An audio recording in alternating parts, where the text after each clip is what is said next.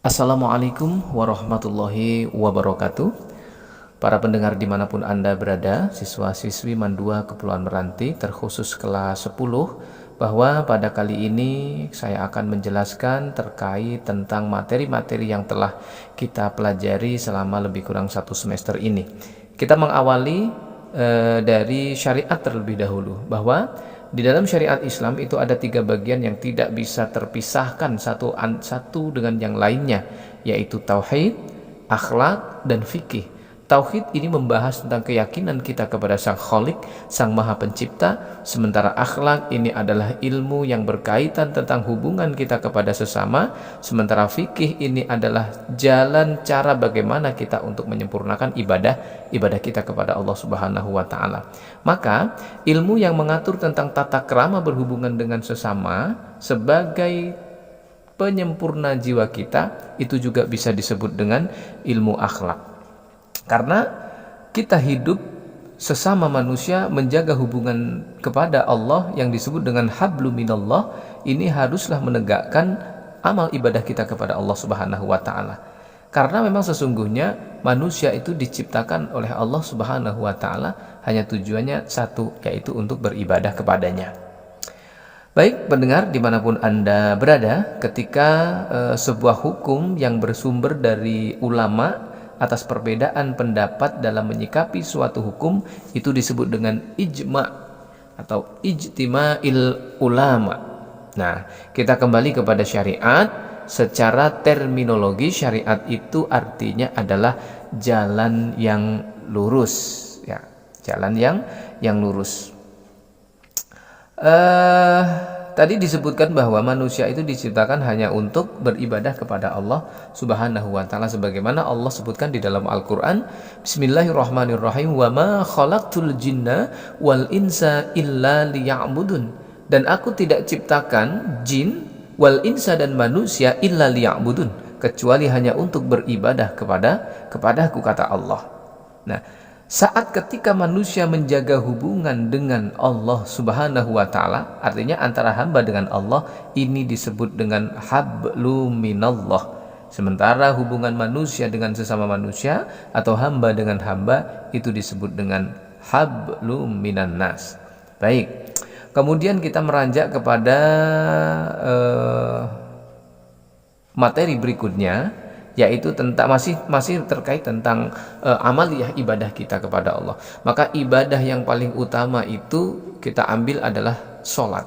Kenapa sholat? Sholat merupakan rasul ibadah. Sholat itu adalah pemimpinnya ibadah. Maka saat ketika manusia mewujudkan ibadahnya kepada Allah Subhanahu wa taala dengan mendirikan sholat, ini sudah ditentukan waktunya. Sebagaimana disebutkan, inna sholata kanat alal mu'minina kitaban mauquta. Apa artinya? Sholat adalah sebuah kewajiban yang telah ditentukan waktunya. Inna sholata kanat alal mu'minina kitaban mauquta. Sholat ini adalah amaliyah, sebuah kewajiban yang harus didirikan oleh seorang hamba, yang itu telah ditentukan waktunya. Baik, kita lanjutkan materi yang berikutnya. Ini setelah kita memahami sedikit tentang ilmu syariat dan ibadah kita kepada Allah Subhanahu wa taala, maka materi selanjutnya adalah yang berkaitan tentang penyelenggaraan sholat jenazah. Penyelenggaraan sholat jenazah ini adalah hukumnya fardu kifayah. Jadi sholat jenazah itu fardu kifayah hukumnya. Maka dalam pelaksanaan sholat jenazah perlu diperhatikan bahwa tidak ada ruku dan sujud ketika melaksanakan fardu kifayah. Baik, perlu diingat bahwa sholat jenazah itu tidak ada ruku dan sujud. Adapun hukum dalam penyelenggaraan sholat jenazah itu adalah fardu kifayah, atau penyelenggaraan jenazah itu hukumnya adalah fardu kifayah. Maka sebelum seseorang itu meninggal dunia, ada proses yang dialami yang disebut dengan syakaratul maut. Syakaratul maut itu adalah proses terlepasnya ruh dengan jasad. Maka tata cara penyelenggaraan jenazah yang tepat adalah, yang pertama memandikan, yang kedua mengkafani, yang ketiga mensolati, dan yang keempat menguburkan. Maka yang terjadi yang menjadi syarat jenazah itu wajib untuk dimandikan, yang pertama adalah beragama Islam, dewasa, dan masih ada anggota tubuh yang dijumpai. Nah, setelah dimandikan kemudian dikafani. Nah, untuk kain kafan yang digunakan ini minimalnya adalah 3 lapis, dan seorang mayat perempuan atau jenazah perempuan itu adalah 5 helai. Ketika saat pertama setelah diselenggarakan mengkafani jenazah sudah sempurna, maka jenazah itu harus disolati. Solat yang diawali dengan niat, tergantung pada niat jenazahnya, laki-laki atau perempuan. Ada perbedaan. Usolli ala hadal mayyiti untuk laki-laki, usolli ala hadal mayyitati untuk perempuan. Maka usolli ala hadal mayyiti arba'at takbiratin fardu kifayatin lillahi ta'ala. Ini tandanya niat sholat jenazah laki-laki. Kemudian takbiratul ikhram, setelah itu membaca Fatihah. Setelah membaca Fatihah kemudian takbir, setelah takbir membaca sholawat, setelah membaca sholawat takbir kembali, setelah takbir kemudian membaca doa Allahumma ghfir lahu warhamhu wa'afihi wa'fu anhu, dan seterusnya. Atau bagi jenazah perempuan, Allahumma ghfir laha warhamha wa'afiha wa'fu anha. Pada takbir yang keempat, setelah takbir yang keempat, maka membaca doa Allahumma la tahrimna ajrahu wa la taftinna ba'dahu waghfir lana walahu. Ingat, Allahumma la tahrimna ajrahu wa la taftinna ba'dahu waghfir lana walahu. Ini adalah doa setelah takbir keempat dalam penyelenggaraan sholat jenazah. Saat ketika seseorang melaksanakan sholat jenazah di mana jenazahnya itu tidak ada di tempat atau tidak ada di hadapan, maka itu disebut dengan sholat ghaib. Disebut dengan sholat ghaib ketika jenazah atau mayit tidak ada di tempat.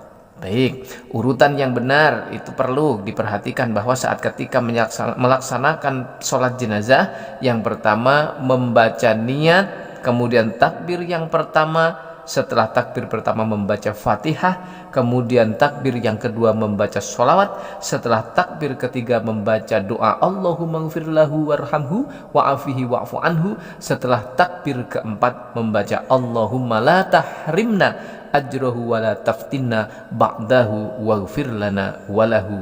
Baik, para pendengar dimanapun Anda berada, selanjutnya kita akan masuk kepada materi, yaitu materi zakat. Nah, ini materi yang baru saja beberapa waktu di waktu-waktu detik-detik pertemuan terakhir kita sudah membahas tentang zakat, ya, tentang zakat. Dalam zakat ini ya, dalam zakat ya, artinya zakat itu adalah bertambah, ya. Zakat itu artinya bertambah, tumbuh dan berkembang harta seseorang. Kenapa bisa bertambah, tumbuh dan berkembang? Karena ia mengeluarkan atas kewajiban-kewajiban yang telah diberikan kepada seorang hamba tersebut. Maka harta yang wajib dikeluarkan sekali dalam setahun berupa makanan pokok itu disebut dengan zakat fitrah. Membayar zakat fitrah ini hukumnya wajib bagi setiap jiwa. Ya, wajib bagi setiap jiwa. Apabila mengeluarkan sebagian harta setiap waktu, tidak menunggu hari bulan Ramadan, artinya dia mengeluarkan sebagian harta di setiap waktu yang dimana hartanya itu sudah sampai pada nisabnya, maka itu disebut dengan zakat mal. Ingat perbedaan antara zakat fitrah dengan zakat mal. Zakat fitrah itu adalah harta yang dikeluarkan setahun sekali yang berupa makanan pokok, itu adalah zakat fitrah. Sementara zakat mal itu adalah zakat sebagian harta yang dikeluarkan setiap waktu setelah sampai nisabnya, itu zakat mal atau zakat harta. Zakat mal atau zakat harta ini dikeluarkan dalam rangka untuk membersihkan harta benda. Sementara zakat fitrah itu untuk membersihkan jiwa ruh kita. Baik, para pendengar dimanapun Anda berada, ketika seseorang ingin mengeluarkan zakat, misal zakat fitrah nih, ingin mengeluarkan zakat fitrah, maka perlu dilafazkan niatnya, yaitu nawaitu an ukhrija zakatal fitri an nafsi fardhul lillahi ta'ala, ketika ia mengeluarkan zakat fitrah untuk dirinya. Baik, para pendengar dimanapun Anda berada, jika kita mengeluarkan sebagian harta kita yang itu bukan zakat, tapi itu kita keluarkan, bisa jadi itu menjadi sodakoh. Karena ada waktu-waktu dan batas yang telah ditentukan dalam syariat. Tapi apabila kita mengeluarkan tanpa terikat dengan batas dan waktu, maka itu adalah sodakoh ataupun infak biasa kita. Allah Subhanahu wa ta'ala terangkan di dalam Al-Quran, Bismillahirrahmanirrahim, Masalul ladina yunfikuna amwalahum fi sabilillah. Perumpamaan orang-orang yang berinfak sebagian hartanya di jalan Allah, kamasali habbatin ambatat sab'a sanabilah. Kamasali habbatin ambatat itu perumpamaan seperti sebutir biji benih yang ia tanam kemudian tumbuh sab'a sanabila fi kulli sumbulatin mi'atu habbah. Yang benih tadi ditanam kemudian tumbuh mengeluarkan 7 cabang, dan setiap cabangnya fi kulli sumbulatin mi'atu habbah, mengeluarkan 100 biji benih. Artinya satu biji benih yang kita keluarkan mengeluarkan 7 cabang, dan setiap cabangnya mengeluarkan 100 biji benih. Masya Allah. Ini perlu kita perhatikan bahwa sedekah infak ini tidaklah sedikit pun mengurangi harta kita, namun sedekah infak ini akan menyuburkan harta yang kita miliki. Ingat, di dalam harta kita masih terdapat harta orang lain yang itu hukumnya perlu kita tunaikan, yang itu perlu kita keluarkan, bahkan bisa menjadi wajib untuk kita keluarkan. Terima kasih, mudah-mudahan bermanfaat. Kita cermati